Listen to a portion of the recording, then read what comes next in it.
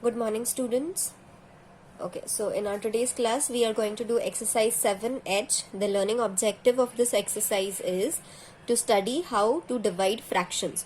So in our previous classes, we have studied about addition of fractions, subtraction of fractions, and multiplication of two fractions also. So the last part of this chapter, that is how to divide two fractions. So that we are going to study in our today's class. So the first question is, do the division and write the answer in its simplest form. That means here all the sums are of division of fractions. There are two fractions given to us and we have to divide them, and whatever answer we get, that we have to write in the simplest form. Okay, the simplest form means the numerator and the denominator cannot be further divided. Okay, so let's do the first one. Now in this sum, you can see that the first number is just a number. It is a whole number. It is not given in fraction form. So fraction form means what? There has to be a numerator also and a denominator also. But here there is no denominator. So if there is no denominator to any number given, the denominator is always 1. Okay, this we have done before also. So here if there is no denominator for 5, it will be 5 divided by 1. Okay, so 5 by 1. Now this is in the fraction form. Now we have to divide this by 1 by 9.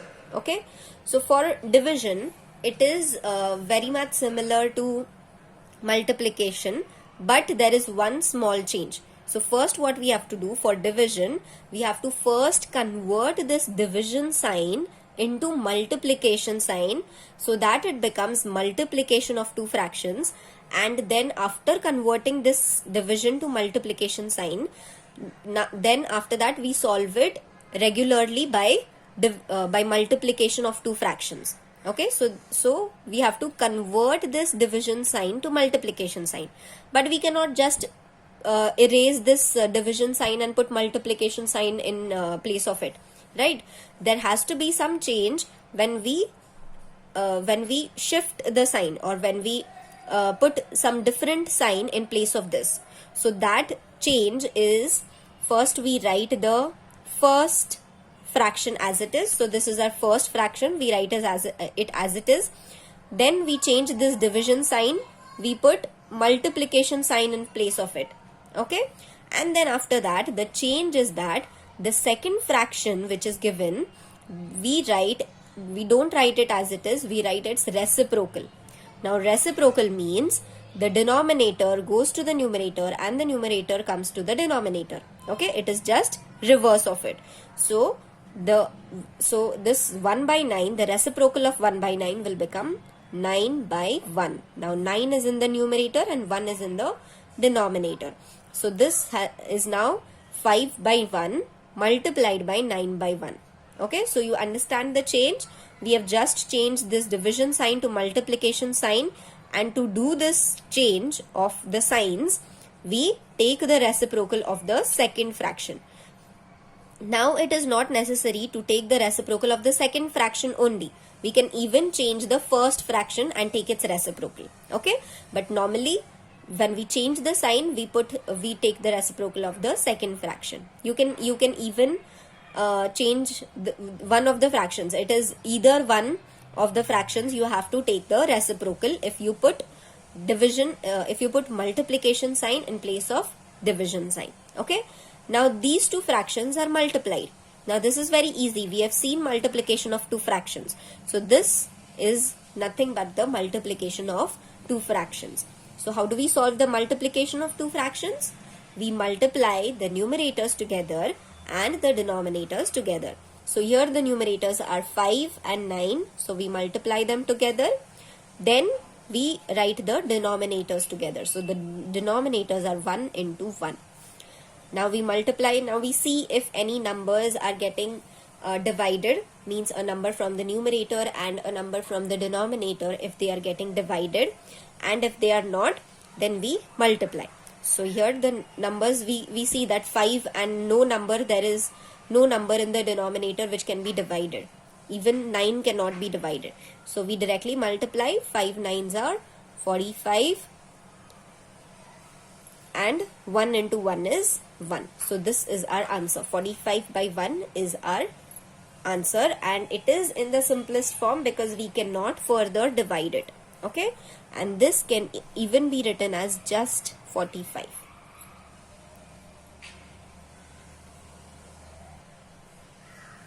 So this is our final answer. Now we go to the second sum. The second one is 7 divided by 7 by 9. Okay. Now as I told you that if there is no number, now the first number is not in a fraction form. So first we convert it to a fraction form. So if there is no denominator, then always the denominator has to be 1. So I put 1 and remaining I keep as it is. Okay. Now we have to divide. So what we do, we change this division sign to multiplication sign and we take the reciprocal of the second fraction. So the first fraction I keep as it is, 7 by 1. In place of this division sign I put multiplication and then I take the reciprocal. So 7 by 9 reciprocal will be 9 by 7. Okay. Now this is simple multiplication of two fractions. So we multiply the numerator by the numerator and the denominator by the denominator. So now this becomes 7 into 9 by 1 into 7. Now there is a number which can be divided. 7 from the numerator and 7 from the denominator can be divided. Okay. Because they are the same, they will get cut. So we get 7 ones are 7, 7 ones are 7. So now this has become 1 into 9. So 1 into 9 is 9 and 1 into 1 is 1. So this is our fraction 9 by 1, or we can even write it as 9 only. Okay. Now the third one is minus 10 divided by 5 by 7. So here also there is no denominator for the first number. So here I put the denominator as 1 and I write rest of the sum as it is. After that, now we have to change this division sign to multiplication sign. So the first fraction I keep as it is. Then I change this division sign to multiplication sign and then I change the second fraction to its reciprocal. So the reciprocal of 5 by 7 will be 7 by 5. Okay. Now this is again multiplication, but this is the one number is negative. So it doesn't matter if any number is negative. If there are negative numbers, we have to follow the rules of negative numbers. Okay, like the multiplication of two negative numbers or multiplication by one negative number, like that. Okay, so here this becomes minus 10 multiplied by 7 and the denominator will be 1 multiplied by 5. Now here you can see that 10 and 5 can be divided. 5 2s are 10. So I cut 5 and 10. 5 1s are 5 and 5 2s are 10. So now this number has become minus 2. Okay, this minus sign is as it is. This I have not taken this minus sign. Okay, I just divided 10 and I have kept this minus sign as it is. So this has become minus 2 now. So minus 2 multiplied by 7 and 1 multiplied by 1. So minus 2 into 7, minus 2 multiplied by 7 divided by 1 into 1. So minus 2 into 7. Now if one number is negative, one number is positive, if they are multiplied, then the multiplication is simple. 2 into 7 is 14. So I write 14. And what will be the sign? This is negative, this is positive. So negative into positive will be negative. So the answer is minus 14, the numerator, and the denominator will be 1 into 1, which is equal to 1. So this, if the denominator is 1, we can even write it as minus 14. So this is our answer. Okay. So it doesn't matter if there are negative signs also. Only if there is a negative sign in the numerator also and one negative sign in the denominator also, then those negative signs can be cancelled. Okay. So now we go to the next sum. Now the next sum is 3 by 10 divided by 7 by 9. Now here these are proper fractions given to us. Okay, so here also the same rule is applied. The first fraction we keep as it is, we change the division sign to multiplication sign, and we take the reciprocal of the, don't forget to take the reciprocal. Okay, if you are changing the sign, you don't forget to take the reciprocal. Okay, if we are changing something in a fraction, then there has to be some other change in the given fractions. Okay, so here if we are changing this division sign to multiplication sign, this is getting changed, this fraction is getting changed, so it is getting changed to its reciprocal. So 7 by 9 reciprocal will be 9 by 7. Now we multiply the numerators, 3 into 9 divided by 10 into 7. Okay, now here you can see that there are no numbers which can be divided. 3 and 7 cannot be divided, 3 and 10 cannot be divided, 9 and 10 cannot be divided, and even 9 cannot be divided by 7. Okay, so there are no numbers which can be divided. So we keep them as it is and we multiply. 9 threes are 27 and 10 into 7 is 70. So our final answer is 27 by 90. Now, if we cannot divide any numbers here, there will be no factors of these numbers. Okay, means we cannot divide these numbers and get the simplest form of this fraction. Okay, if the numbers could be divided, they could be divided over here only. So if here they cannot be divided, here also they cannot be divided. This 27 and 70 cannot be divided further. Okay, so this is it. This is our answer. Now the fifth sum, the last one we will do. The last one is 5 by 8 divided by 3 by 4. So here also we first write the first fraction as it is, then in place of this division I put multiplication, and then the reciprocal of the second. So 3 by 4 reciprocal is 4 by 3. Now we multiply the numerators 5 into 4 and the denominators 8 into 3. So that is equal to 5 into 4 divided by 8 into 3. Now we see that 4 and 8 can be divided. Okay, so 4 1s are 4 and 4 2s are 8. So now we have got 5 into 1, which is equal to, we will first write it as it is, 5 into 1 and then 2 multiplied by 3. So 5 into 1 is equal to 5 and 2 into 3 is equal to 6. So this is our final fraction, and this is in its simplest form. Okay, we cannot further divide these two numbers. So these are the division sums, how we divide two fractions. Now we will do one word problem which is from the other exercise 7I, but this is only one sum which we are going to do from the next exercise. That is why I will do it here itself. Okay, now this is the question.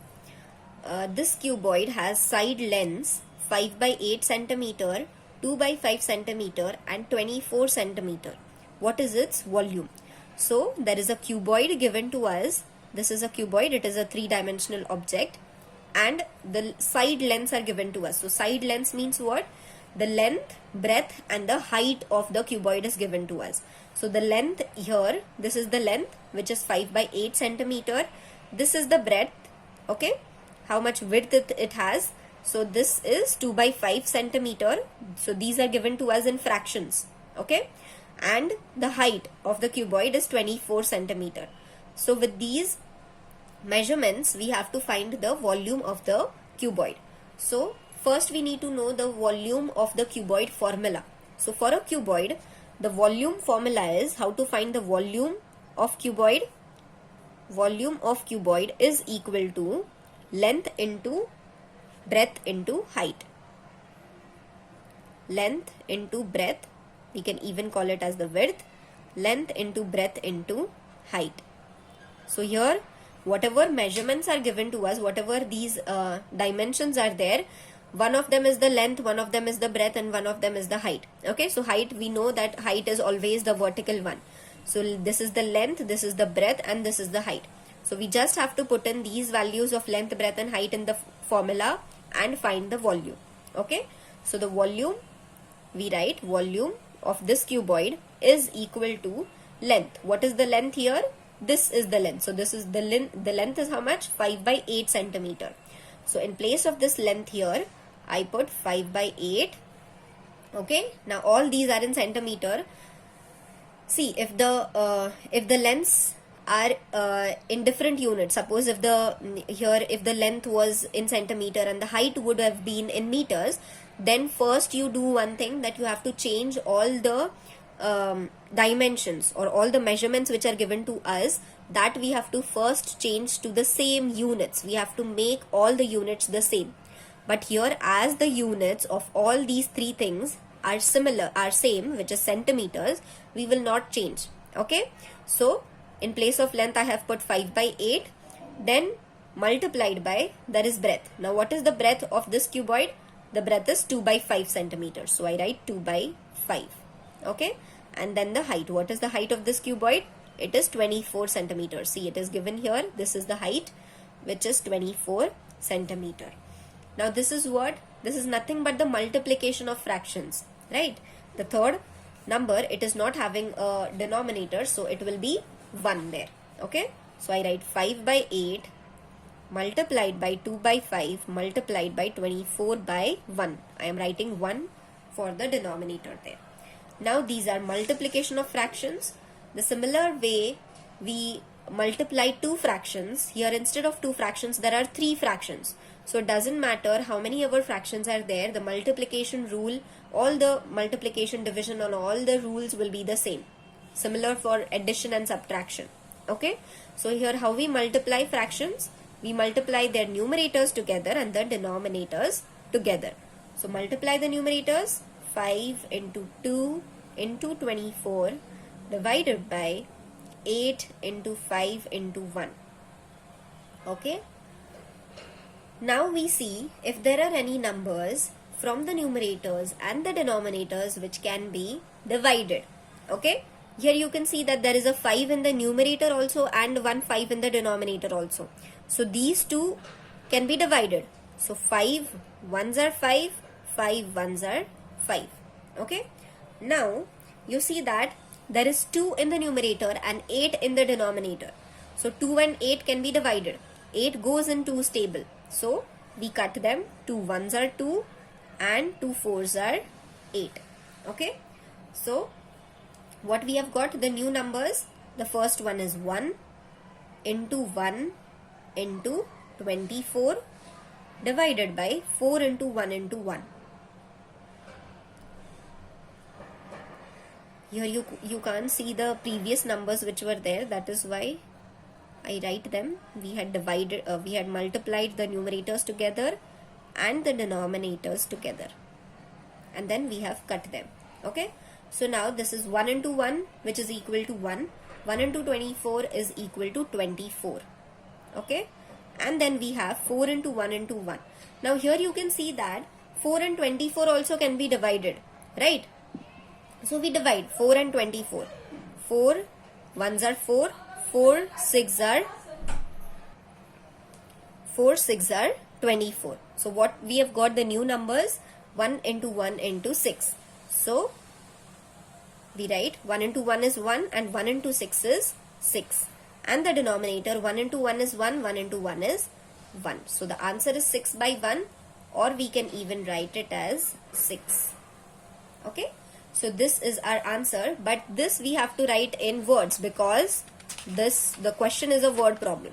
So they had asked us the volume of the cuboid. So we write the answer as volume of the given cuboid